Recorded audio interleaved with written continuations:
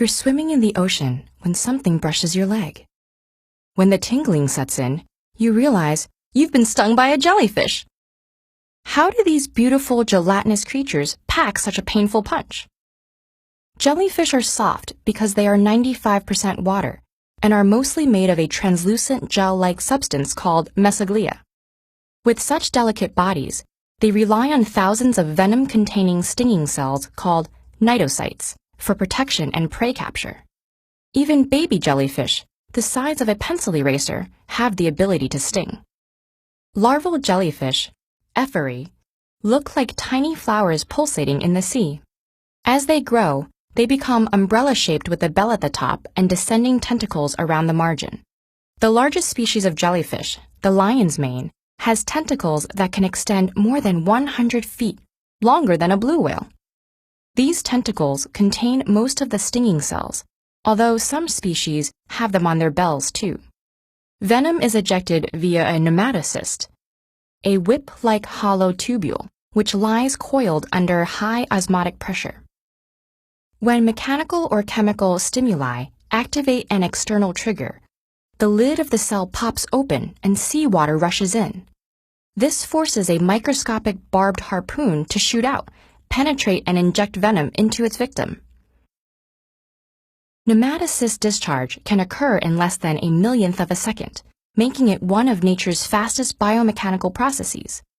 Nematocysts can continue to fire even after a jellyfish has died, so it's important to remove lingering tentacles stuck to the skin. Rinsing with vinegar will usually render undischarged nematocysts inactive. Seawater can also help remove residual nematocysts, but don't use fresh water, because any change in salt balance alters the osmotic pressure outside of the cnidocyte and will trigger the nematocyst to fire. That's why urinating on the affected area, a common folk remedy, may do more harm than good depending on the composition of the urine. Most jellyfish stings are a painful nuisance, but some can be deadly. An Indo-Pacific box jelly, also called a sea wasp, releases venom which can cause contraction of the heart muscles and rapid death in large doses. There's an antivenom, but the venom is fast-acting, so you need immediate medical intervention. Despite the impressive power in their tentacles, jellies aren't invincible.